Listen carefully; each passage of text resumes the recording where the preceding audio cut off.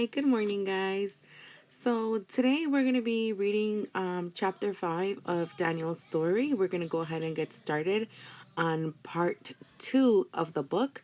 Again, this part is going to be 4 chapters, and it's basically going to be about Daniel's life in Lodz, which is where he got deported to. So if you think back to chapter 4, he and his family was deported from Germany. So they were kicked out of Germany and they were taken to Lodz. And and sorry, I get distracted. My kids are talking and playing, and so I'm sorry if you guys can hear it, but I'm kind of hiding from them. So anyway, here we go. Go ahead and follow along. Chapter 5. How long has it been since that last train ride? Almost 3 years. We left Frankfurt in October of 1941 when I was 14.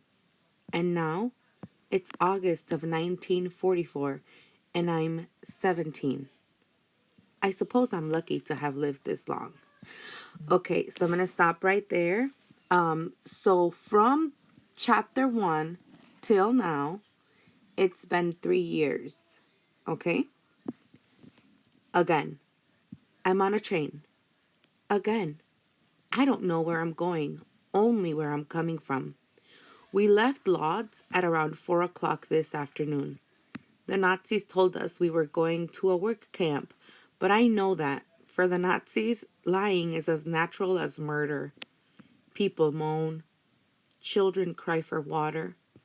There is only an open bucket for a toilet, and the stench is unbearable. These two are your vocabulary words, so use the clue of using the bucket for a toilet to figure out what stench and unbearable mean.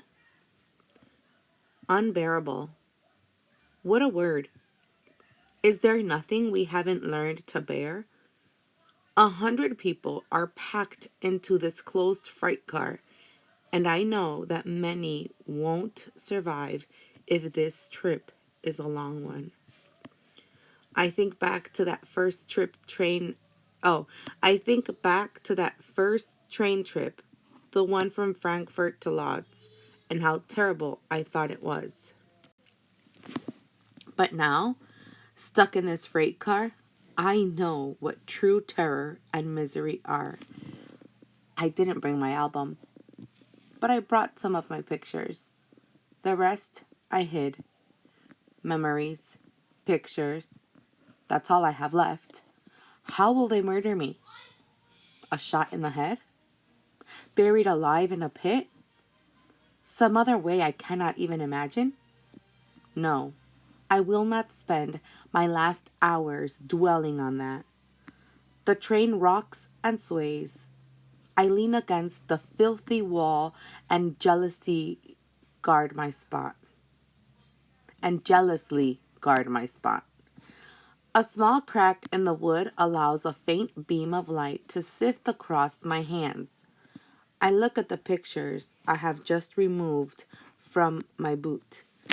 They are so worn, and I have looked at them so often, I can tell them apart almost by their feel. This one of Erica and me has a small piece torn off the corner.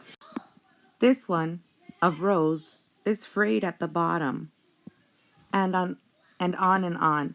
But I don't want to just feel them, remember them. I want one last look. One last good look. I will go over them one by one, and I will remember. I look at the first picture, the ray of light slanting across it. I know this one so well. Mother and father and Erica have looked at it so often that it's practically wrinkled. I call it the family reunion. We are all there, except Uncle Aaron and his family, and Uncle David and Aunt Lottie. Uncle Leo and Auntie Anna and their children, Nathan, Jacob, and George, arrived in Lodz from Berlin just after we arrived. Auntie Leah is there with her 4 children. Uncle Walter and Auntie Hanel and their 3 children, Oma Rachel and Opa Samuel. No one is smiling. Erica is 12 in this picture and very pretty. The Jewish authorities who were forced by the Nazis to organize the ghetto put us in an old school. There were about 60 people per room. We slept on wooden planks and were given soup from a soup kitchen that was set up. We still had food with us. Mother had insisted on bringing all the food we could carry. She'd also insisted that we pack our warmest clothes and our best winter coats and wear our ski boots. I had laughed. Ski boots, Mother? I'd teased. I don't think they're sending us on holiday. Holiday is what Europeans call a vacation. So he's like, I don't think they're sending us on a vacation. What are the warmest boots you own? She'd asked. The ski boots, I'd admitted. So I'm going to stop right there, and I want you to think about what mom is asking them to do. So mom is telling them that they need to carry as much food as they can, and they need to carry their warmest coats and their warmest boots. Okay, so even though all those things might have been a little bit heavy for them, mom knows that these are essential things that they need to be bringing along with them. Okay, so what does this right here tell us about mother? I might ask you that question. Oh. They were also practically brand new, as we'd never had the chance to wear them. I'd grown into Father's, and Erica had grown into mine by the time we left. Mother and Father took their old ones. I'm wearing Father's now. They still have no holes in them. They may have saved my life. While others tried to struggle through the winters in shoes, we had warm boots. Sometimes when it was winter in Frankfurt, I'd run out to do something with my friends, leaving my winter coat behind on purpose. It was a fashionable thing to do in our age group. Coats were considered strictly for adults. I think this is still true for teenagers now. During the winter, I always see kids without coats, and it drives me crazy. Mother used to scold me and swear I'd catch pneumonia. I never did. I enjoyed the cold, boasted to my friends how red my feet were, how little I needed to wear when I was outside. But how different to be running from one warm house to another than to be trapped day and night in an unheated school when the temperature is 25 degrees and people are suffering from frostbite and malnutrition. We'd been there only a week when our own food supply ran out. Many people in the school started selling their clothes for food. Uncle Leo did that, thinking that at any minute these conditions would improve. Father forbade any of us to sell anything. The word here, forbade, what does that mean? Father forbade any of us to sell anything.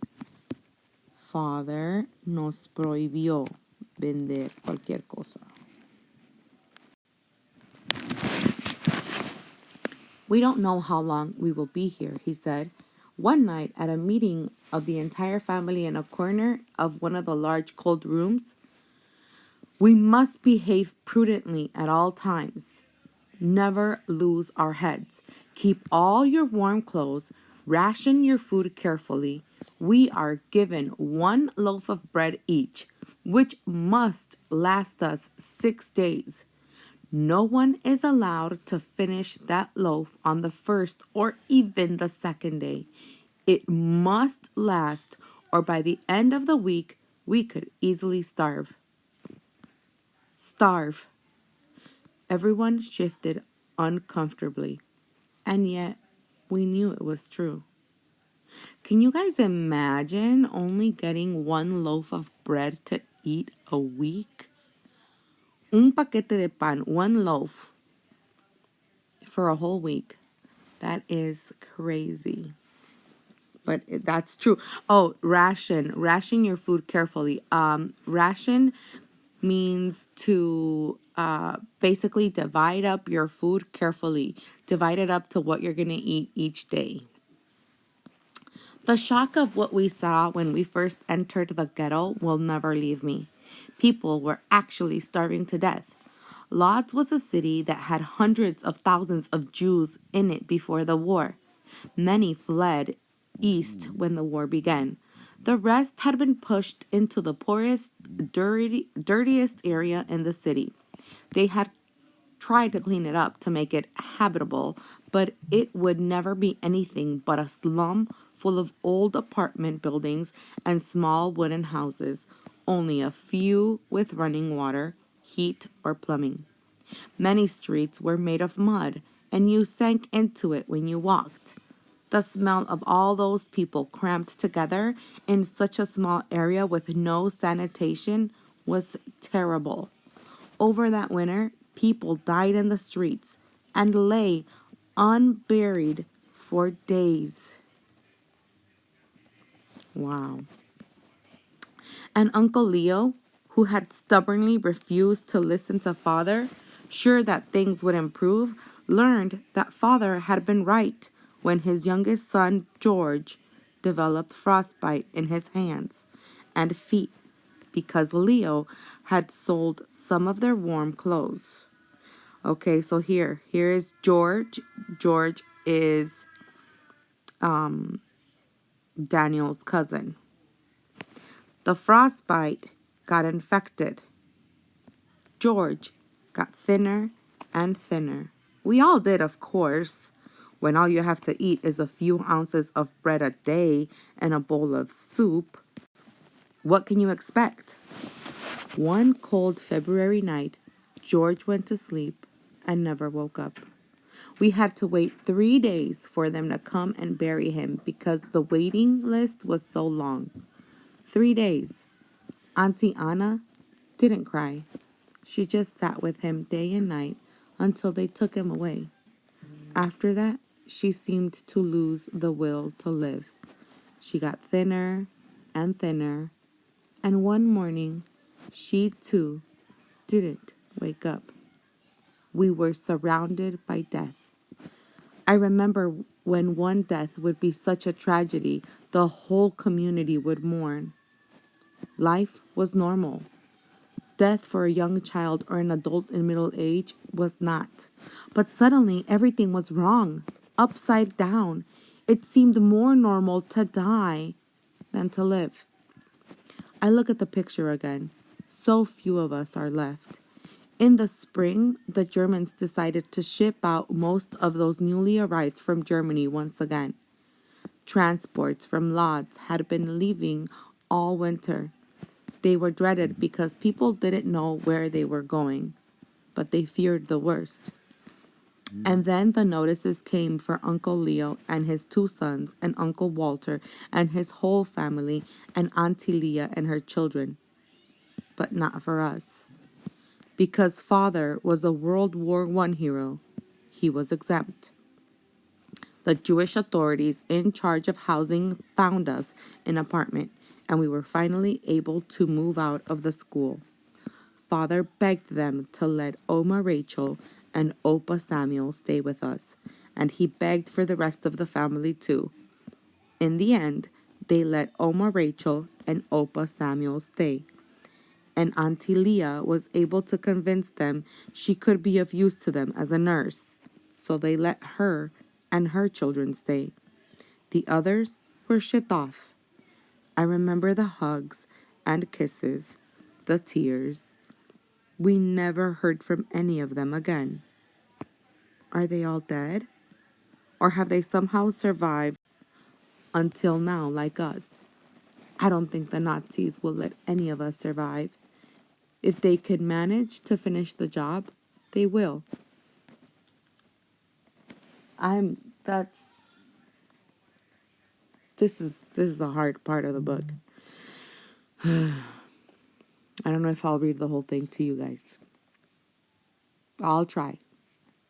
It's just, this makes me sad. I can see the next picture just faintly in the light. It is a picture of a radio. To me, this picture is not just a radio, but a symbol of defiance, resistance. So, this is one of your questions, guys. The radio was a symbol of defiance, of resistance. All radios had been banned to Jews in Frankfurt years earlier, but father refused to hand ours in. He kept it hidden in the basement, and we would listen for news of the war secretly in the cellar. He couldn't take it with us when we left. He knew we'd be searched. But when we arrived in Lodz, one of the first things he did was trade a box of noodles for a radio from a local resident. Of course, this radio too was illegal, but when we moved into our apartment, we found it had a small cupboard built into the wall. We put a bed in front of the cupboard and the radio inside it. As the war dragged on, we listened to broadcasts in Germany from the BBC. Father knew that we could all be deported or shot if they discovered the radio, but he also knew that hope was as important as bread. Perhaps more important, it gave us some dignity, knowing that in this small way we were breaking the rules and defying them. Father also had a small diary thrown in as part of the deal for the noodles. He gave it to me. I wrote in it when I could, as a supplement to my pictures, as a further record I hoped would survive the war. We counted ourselves fortunate. We had our own apartment, only one room, which we shared with Opa Samuel and Oma Rachel. Mother had managed to get a job at a bakery and was able to bring home a loaf of bread every few days. A loaf had to last each person 7 days by then, and this extra bread gave us enough energy to carry on. Also, since we were all working, we managed to get enough ghetto money to buy vegetables and canned meat when they were available. Our rations were a vast improvement over those we were given while we were stuck in the school. We made sure that Auntie Leah and my cousins always had some to share as well. They also had a room in our apartment block. We were on the second floor. They were on the first. Because mother was so frugal in Spanish would be ahorrativa. They save, like when someone is frugal, they say that they like to save money, but that could be saving money, saving food, saving resources. So because mother was so frugal and clever at stretching our rations, none of us were yet suffering from the effects of starvation. Not that we weren't always hungry and often weak, we were. Father worked in a carpentry workshop. I worked at a metalworks factory in an apprenticeship program, and Erica worked at a sewing factory. Everyone worked. That's what the ghetto was for, slave labor. Those who didn't work were deported out. Oma Rachel worked sorting feathers, and Opa Samuel, who had been a dentist before he retired, he was already 75, worked at the hospital. And then Oma Rachel got sick. Auntie Leah was sure it was a form of starvation. Oma's legs swelled up and she couldn't walk. She had terrible rashes on her skin that quickly got infected. She developed a fever. Opa Samuel realized that she'd been secretly giving away her food to us. She'd add a slice of bread to the family stock, or her ration of vegetables would find its way into someone's soup bowl. That was Oma Rachel. Everyone came before her. She had always fussed over us all and spoiled us. I remember the huge glass bowl of candy she'd kept in her house. And whenever we went to visit, we always were urged to eat as much as we could. And her husband, a dentist, He used to scold her about it, but she never listened. How my mouth waters thinking those soft toffees and those tart, hard lemon rocks. Auntie Leah and Opa Samuel used all the pool they had in the hospital and managed to get Oma a bed. This was a great triumph. It was almost impossible to get a bed in the hospital. She was given some vitamin injection and everyone hoped she would be all right. And then one morning, as I was working in the shop, terrible news spread from one person to the next. There were gasps and cries, and people left their work and ran. I remember that. Even though it was September, it was terribly hot. We'd been in the ghetto almost a year by then, and I'd seen terrible things, but I was unprepared for what happened next. What is it? I asked a small group that had gathered by the door. They're evacuating the hospital. Oma! Oh no! All I could think of was to run, to get there, to try to save her. It didn't take a genius to realize that they weren't evacuating the hospital to take all these sick people to a work camp. There could be only one reason. They were too sick to work, and therefore they must die.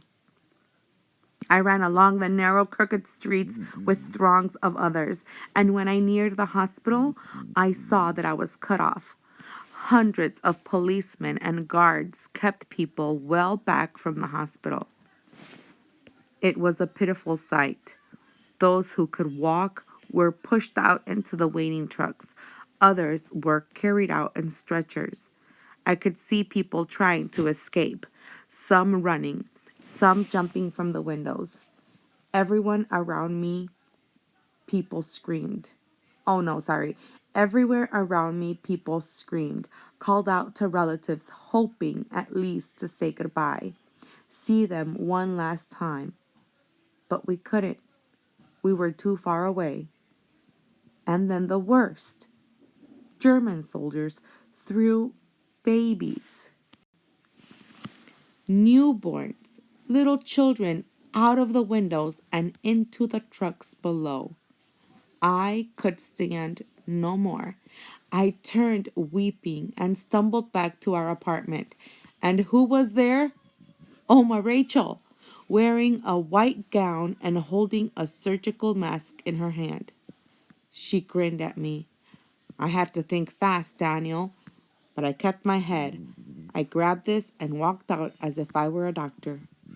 Soon the whole family was there, and despair turned to joy on each face as they walked in and saw Oma Rachel. But the next morning, before we had even gotten up, there was a terrible banging on the door. And when we opened it, a policeman stood there and demanded that Rachel Aronson go with him to the transport. No, Father objected. She is all better. It's true she was at the hospital, but she's fine now. That may be, the policeman answered, but it's no concern of mine. We have strict orders to take her. We are taking everyone who was listed at the hospital yesterday. Father begged and pleaded, but it did no good. And then Opa Samuel got his things together and hers and announced that they would go together. Oh my God. No, Father cried.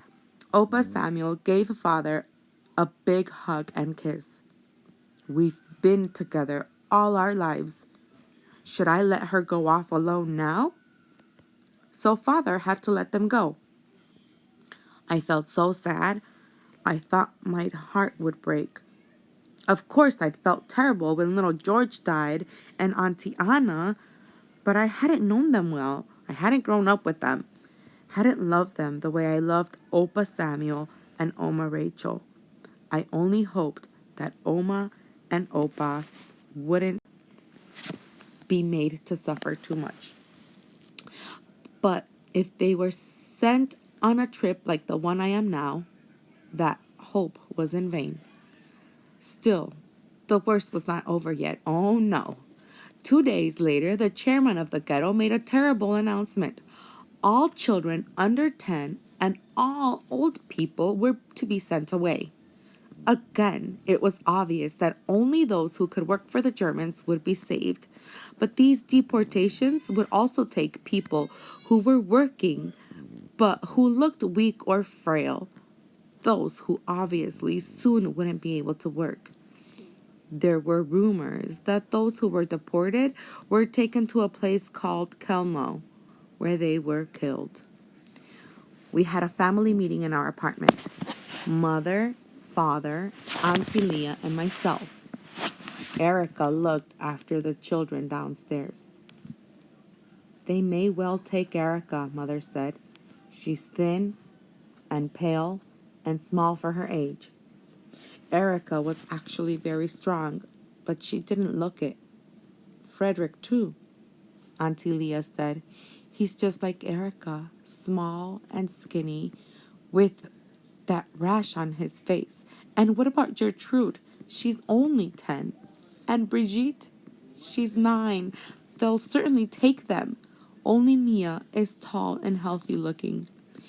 Tears came to Auntie Leah's eyes. She fought them back. I won't let them take my children, she said quietly. We can hide 2 in the cupboard, Father suggested. It'll be dangerous. Almost no air. If they're in there too long. Mother nodded. Dangerous, but maybe their only chance. The police will search the apartment. They'll have to be quiet. Not a word. So, Gertrude and Brigitte, Father said. No, Auntie Leah replied, much to my surprise.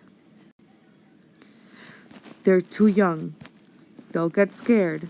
They'll cry out, and then they'll be caught, and so will Erica and Frederick. It must be the older children. Only they have a chance. Oh my gosh. Father sighed. Were they choosing who would live? Who would die? How do you make those choices about your own children? What if Erica and Frederick suffocated in the cupboard? So this is one of the questions I asked you for this chapter. So just make a note of page 48. Gertrude and Brigitte are big for their ages, Auntie Leah said. Perhaps that will be enough. And quickly she got up and left. All ghetto residents were ordered to stay indoors after 5 p.m. For days, we were forced to stay home. I can't stop thinking. I mean, how are they going to choose which kids get to live and which ones get to die? I mean, will Erica and Frederick even make it? I can't stop thinking about that. Okay, sorry guys. For days we were forced to stay home. The hunger was terrible because we were deprived of our work rations and we were afraid even to go to the ration center for food as people were being plucked off the streets and sent away. It was hot too, terribly hot. News of the raids when they began spread like wildfire. We waited for them to get to us. I tried to read, but I couldn't concentrate. We tried to talk, but conversation died quickly. And then, one afternoon, Frederick ran into our apartment. They're coming! Swiftly, we helped him and Erica into the little cupboard. We took off the door handle and covered it with tape Father had taken from the workshop. Then we placed the bed in front of it and covered the bed with a huge comforter. Trembling, we went downstairs, all of us rubbing our cheeks so they would have some color and we would look healthy. They ordered everyone in the courtyard and the Gestapo, the Nazi secret police, barked orders at us to line up. There was no medical inspection, as I had heard there had been in other streets, just the whim of the Gestapo officer. He was a tall fellow, almost elegant. To him, we were no more than insects. He sent people either to the right, away from the trucks, or to the left. Little children were ripped away from their parents. People wept and pleaded. The children cried, terrified. Our turn came. I stood up very straight and tall. I was sent to the right. So was mother. So was father. All the time, I was listening for sounds from the apartments because other police were searching them for hidden children. And then it was Auntie Leah's turn. She too was spared, as was Mia. But Gertrude and Brigitte were sent to the trucks. Auntie Leah ran after them and grabbed their hands. You may not go with them, the Gestapo officer said. I will not leave them. Auntie Leah replied. You must. I will not. She held on to their hands. Casually, the officer raised his pistol and shot. First, the two girls, then Auntie Leah, in the head. Mia screamed and ran toward them. Mother ran for Mia, but father pulled her back because Mia was already too far away. The Gestapo officer gestured with his thumb at Mia, and the police threw her in the truck. She was crying, Mama, Mama. And then the truck drove away, and the Gestapo officer left, and we were alone in the square with the other survivors. I just cannot imagine how cold-hearted these people had to be able to do something like that. To be able to carry out orders like shoot anyone who moves or shoot anyone who resists, and to kill two little girls and to kill their mom for trying to protect them. I mean, that's human nature. Ay no. Está fuerte este libro. Mother ran to Auntie Leah and the girls. She sank to her knees. She didn't cry. She just stared at them. Father went after her, and I thought of Erica and Frederick. I turned and ran back to the apartment. I took the steps two at a time, barreled through the door, pulled back the bed, scraped the tape away, and reattached the door handle. My hands trembling. I opened the door, and the two children tumbled out. They were weak and woozy, but alive. Mother ran in then and fell on them both, crying out, kissing them. Then father came in. We sat and stared, and no one knew how to tell Frederick that he was an orphan, and that his two baby sisters were dead and the other deported from the ghetto. Finally, father said, Frederick, I want you always to remember that your mother was a true hero. She was brave and had the spirit of a lion. And then he told Frederick what had happened. A couple of days later, the curfew was lifted. 20,000 people had been transported out of the ghetto. 20,000 people had been transported out of the ghetto. I want you to think of that number and just imagine how many people were affected by this. It was Rosh Hashanah, the Jewish New Year. Services sprang up everywhere, in little houses, in old sheds converted to prayer halls. And for 10 days, people prayed to God. As for me, I had always believed in God, but at that point, I didn't know what to believe. What kind of God could allow such things to happen? I was angry at the world. I thought perhaps it was time for another flood. Perhaps this was a species that didn't deserve to exist. And then I met Rosa. Oh, all right. So this is the end of the chapter. I hope you guys are engaged. I hope you guys are liking the book. I'm not gonna lie, I teared up a few times during chapter 5. But this last sentence right here, and then I met Rosa, that foreshadows something, that tells me something good is coming up, hopefully. All right. Bye, guys.